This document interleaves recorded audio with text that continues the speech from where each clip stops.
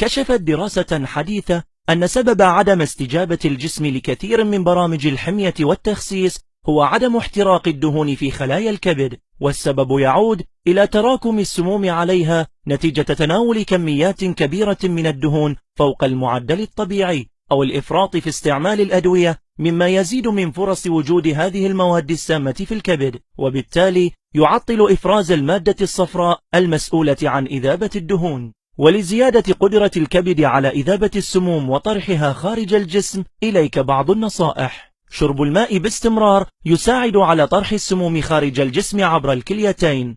إضافة نصف حبة ليمون على ماء دافئ، لأن الحامض مضاد جيد للأكسدة. تناول الخضروات مثل البروكلي والبصل والبقدونس لاحتوائها على مواد مضادة تساعد على زيادة معدل قدرة الكبد على التخلص من السموم. وعلى رأس هذه القائمة ثمار الشمندر، وذلك لقدرته العالية على إذابة السموم من الجسم كافة. تمنياتنا لكم بدوام الصحة والعافية.